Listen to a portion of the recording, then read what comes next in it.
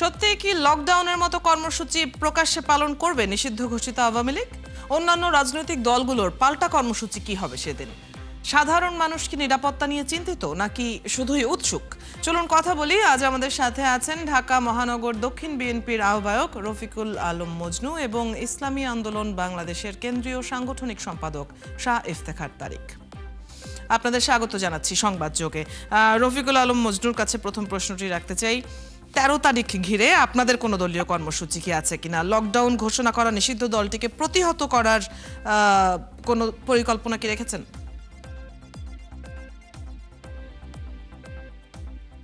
ধন্যবাদ। আসলে 13 তারিখের যে প্রোগ্রাম, আওয়ামী লীগের যে প্রোগ্রাম, আসলে ওই প্রোগ্রামকে কেন্দ্র করে আমাদের কোনো প্রোগ্রাম নেই। তারা প্রোগ্রাম দিয়েছে, সে বিষয়ে আমাদের কোনো আগ্রহ নেই, আমাদের কোনো অনিচ্ছাও নেই, ইচ্ছেও নেই। ওনারা প্রোগ্রাম দিয়েছেন, সেটা সরকার আছেন, প্রশাসন আছেন, এটা ওনারা দেখবেন। এই 13 তারিখের প্রোগ্রামকে কেন্দ্র করে আমাদের বিএনপির বা আমাদের কোনো অঙ্গ সংগঠনের আমাদের এই প্রোগ্রামকে প্রতিহত করার জন্য কোনো ধরনের প্রোগ্রাম আমাদের নেই। কি ভাবছেন, লকডাউনের মতো কর্মসূচি কি হবে? দেখেন, এরা তো দীর্ঘদিন বাংলাদেশের ফ্যাসিবাদী শাসন ব্যবস্থা কায়েম করেছিল, বিনা ভোটের রাজত্ব কায়েম করেছিল, মানুষের প্রতি অন্যায় অত্যাচার করেছে। বিএনপি সহ যত বিরোধী দল ছিল তাদের উপরে অনেক অত্যাচার, নির্যাতন, মিথ্যা মামলা করেছে। এরা মানুষের ভয়ে এরা দেশ ছেড়ে এরা পালিয়েছে। এরা কিন্তু প্রকাশ্যে রাজনীতিতে আসে না। আমার মনে হয় না যে এরা ডাক দিলে এমন কোনো কর্মসূচি হবে, আমার এটা বিশ্বাস হচ্ছে না। আচ্ছা, শাহ ইফতেখার তারিকের কাছে প্রশ্ন রাখতে চাই যে 13 তারিখ নিয়ে এই যে একটা চাপা উত্তেজনা, আপনারা কি ভাবছেন এই বিষয়ে? লকডাউনের বিপরীতে আপনাদের কোনো কর্মসূচি আছে কিনা? আপনাকে ধন্যবাদ। যারা দেখছেন তাদের সকলকে ইসলামী আন্দোলন বাংলাদেশের মোহতারাম আমির পীর সাহেব চরমনায়ের পক্ষ থেকে আন্তরিক শুভেচ্ছা জানাচ্ছি। আপনি যে প্রশ্নটি করেছেন যে আওয়ামী লীগের পক্ষ থেকে কোনো কর্মসূচি ঘোষণা করা হয়েছে কিনা, আমরা আনুষ্ঠানিকভাবে তা জানি না। আমরা শুনতে পাচ্ছি এমন কিছু ঘোষণা করা হয়েছে। ইসলামী আন্দোলন বাংলাদেশের সারা দেশের নেতা কর্মীরা সজাগ এবং সচেতন আছে। যদি কেউ কোনো প্রকার অরাজকতা সৃষ্টি করতে চায় এবং ভেবে নেয় যে তারা অরাজকতা করে আবার দেশের ত্রাসের রাজত্ব কায়েম করতে পারবে, সেটা ভুল তারা ভাবছে। আমাদের সকল নেতা কর্মী সজাগ এবং সচেতন আছে, প্রয়োজনে তারা রাজপথে থাকবে এবং প্রতিরোধ করতে তারা প্রস্তুত রয়েছে। রফিকুল আলম মজনু, রুহুল কবির রিজভী তার এক বক্তব্যে বলেছেন যে ওত পেতে থাকা স্বৈরাচারের উত্থানের আওয়াজ পাওয়া যাচ্ছে। তিনি আরো বলেছেন আওয়ামী লীগের সাথে একটি দলের গভীর যোগাযোগ আছে। কার সাথে কি ধরনের যোগাযোগের আশঙ্কা এখানে প্রকাশ পাচ্ছে? দেখেন, আমরা একসময় দেখেছি যখন আওয়ামী লীগ দীর্ঘ 16 বছর দেশে যে রাজনীতি তারা করেছে, সরকার তারা পরিচালনা করেছে, তখন অনেক রাজনৈতিক দলের সদস্যরা, কর্মীরা তাদের দলে আওয়ামী পরিচয় দিয়ে কিন্তু তারা ভিতরে ভিতরে রাজনীতি করেছে, নিজের পরিচয় গোপন রেখে তারা তাদের সাথে রাজনীতি করেছে। আবার এখন আমরা দেখছি ওই তারাই কিন্তু এই আওয়ামী লীগের যারা এই ফ্যাসিবাদী দোষর ছিল, এদের অনেককেই কিন্তু তাদের দলে তারা ঢুকিয়েছে, তারা এখন অন্য দল করছে। তো এখানে এরা আসলে চাচ্ছে যে এদের উপর ভর করে কিছু করা যায় কিনা।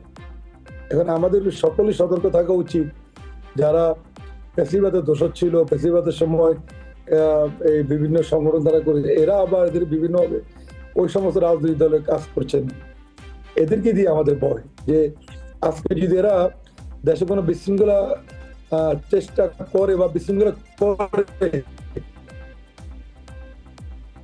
তাহলে কিন্তু এরা কিন্তু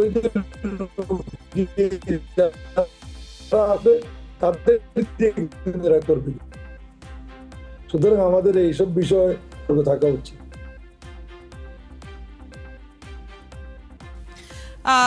শাহ ইফতেখার তারিক, স্বৈরাচারের উত্থানের আশঙ্কা কি আপনারাও করেন কিনা এবং সেক্ষেত্রে কি ধরনের পদক্ষেপ দ্রুত নেয়ার কথা বলবেন?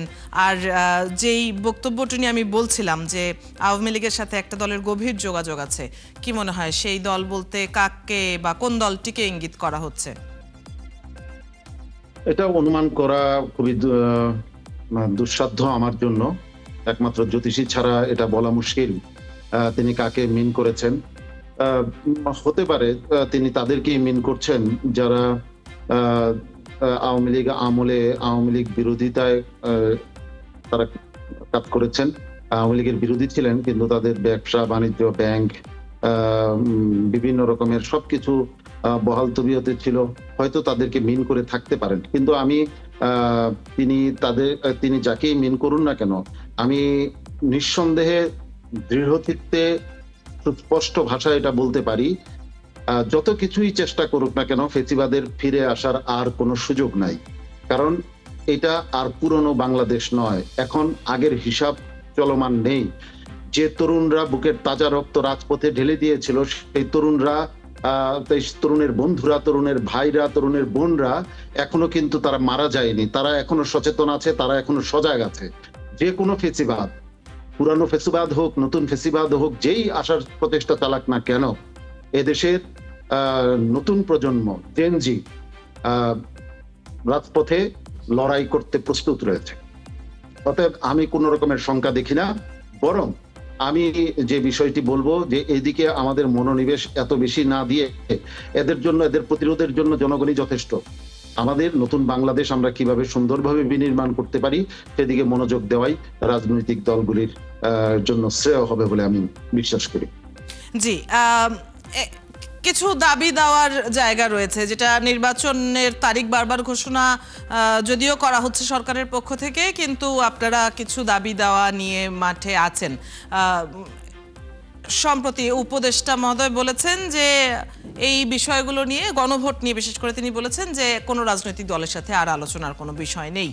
তাই যদি হয় তাহলে গণভোট নিয়ে সরকার যে সিদ্ধান্তে আসবে সেই সিদ্ধান্ত কি মেনে নেবেন কিনা আপনারা তখন?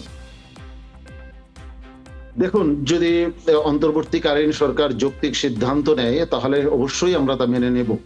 এবং আমরা চাই, আমরা একটু আগে যে কথা বললাম, জুলাই আগস্টে 2024-এর জুলাই আগস্টে যে অভূতপূর্ব ঘটনা বাংলাদেশে ঘটেছে, এই অভূতপূর্ব ঘটনাকে মাটির নিচে চাপা দিয়ে যদি সরকার নতুন কোনো সিদ্ধান্ত গ্রহণ করে, নিশ্চয়ই এদেশের মুক্তিকামী জনতা সেটাকে মেনে নেবে না।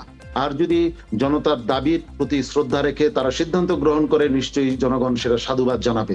এখানে গুরুত্বপূর্ণ বিষয় হচ্ছে, জুলাই সনদের আইনি ভিত্তি ছাড়া সামনে অগ্রসর হওয়ার কোনো সুযোগ নেই। জুলাই সনদের আইনি ভিত্তি লাগবে। জুলাই সনদের আইনি ভিত্তির জন্য জাতীয় ঐকমত্য কমিশনে যে গণভোটের সিদ্ধান্ত গৃহীত হয়েছে, এবং সেই গণভোটের মাধ্যমেই যে নির্বাচনের বৈধতা সৃষ্টি হয়, আমরা সেই গণভোট করে সেই বৈধ নির্বাচনের পথে এগিয়ে যেতে চাই। এবং আমরা বিশ্বাস করি জাতীয় নির্বাচন খুব জরুরি এবং এটা হওয়া উচিত। জাতীয় নির্বাচন যেন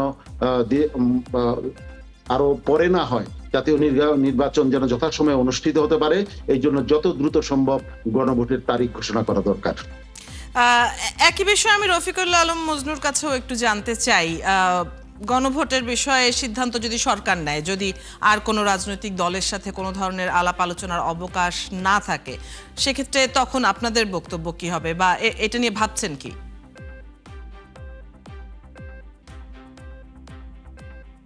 অর্থের প্রয়োজন, একবার গণভোট করবে, একবার জাতীয় নির্বাচন করবে, অনেক টাকা পয়সার প্রয়োজন।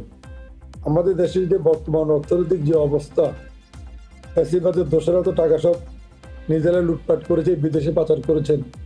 অনেক ব্যাংক এখন পর্যন্ত মানুষের টাকা ফেরত দিতে পারে না। এরকম একটি পরিস্থিতিতে যে কোনো বিষয় নিয়ে আমি মনে করি যে একবার গণভোট আবার জাতীয় নির্বাচন, এটা অনেক একটা কঠিন বিষয়, এবং যেটা আমাদের মতো দেশের পক্ষে এটা উচিত না করা। তবে হ্যাঁ, যদি গণভোটের প্রয়োজনই হয় কোনো বিষয়ে সিদ্ধান্ত নেওয়ার জন্য, তাহলে আমরা জাতীয় নির্বাচন এবং গণভোট আমরা একসঙ্গে করতে পারি। সেখানে জাতীয় নির্বাচন হবে, গণভোটের বিষয় মানুষের যে সিদ্ধান্ত সেটা আমরা পেয়ে যাব।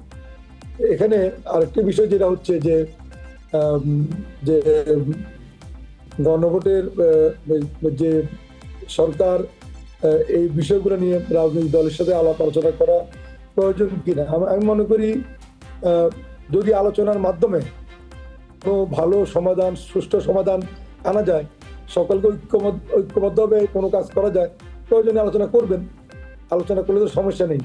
আলোচনার মাধ্যমে যদি সমাধান করা যায়, বাংলাদেশের সকল মানুষকে একটি জায়গায় আনা যায়, সেটা অনেক, আমি মনে করি, উত্তম, ভালো, সেটা করা উচিত। এখানে আমার একটু কথা বলার আছে, আমি কি বলবো? জি জি, অবশ্যই। দেখুন, একটা জাতির প্রয়োজনে, একটা নির্বাচনে যে টাকার প্রয়োজন, এর চেয়ে অনেক বেশি টাকা অপচয় হচ্ছে, এর চেয়ে বেশি টাকা লুট হচ্ছে, এর চেয়ে অনেক বেশি টাকা চাঁদাবাজি হচ্ছে, অনেক কিছু হচ্ছে। তো একটা জাতির প্রয়োজনে এবং নির্বাচনের গ্রহণযোগ্যতা, জাতীয় নির্বাচনকে বৈধতা দেওয়ার জন্য এই গণভোটটা প্রয়োজন। আজকে ইসলামী আন্দোলন বাংলাদেশ অনেক দিন আগে থেকে এই কথাটি সুস্পষ্টভাবে বলে আসছে। এর সাথে জামাতে ইসলামী তারাও বলছে এবং অন্যান্য রাজনৈতিক দলগুলি বলছে, 8 দল বলছে, এবং আজকে স্পষ্ট ভাষায় এনসিপিও একই কথা বলছে এবং এই আন্দোলনের সাথে এনসিপিও একাত্মতা ঘোষণা করেছে।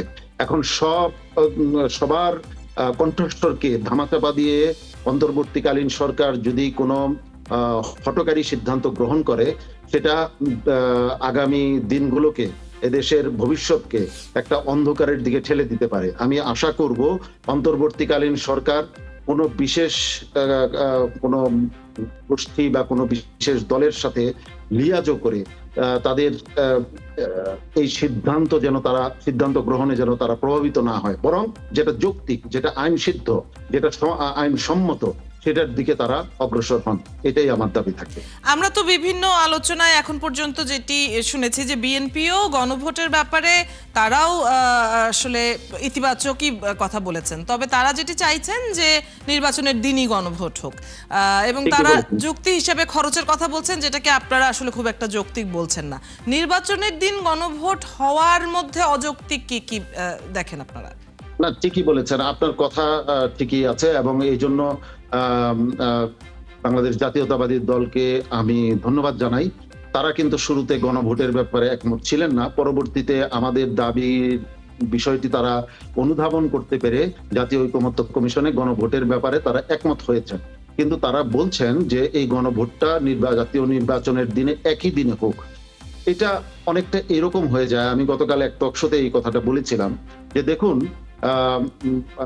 বিয়ের পরে সন্তানের প্রশ্ন আসে, কিন্তু একই দিনে বিয়ে, একই দিনে সন্তান আশা করা যায় না। গণভোটের মধ্য দিয়ে এই সনদের যে আইনি ভিত্তি, সেটা রচিত হয়। সনদের আইনি ভিত্তি রচিত হওয়ার পর তারপর জাতীয় নির্বাচন হয়। কেননা এই জাতীয় নির্বাচনটা তো এখন হওয়ার কথা না। জাতীয় নির্বাচন যদি হওয়ার কথা, সেটা হওয়ার কথা 29 সালে।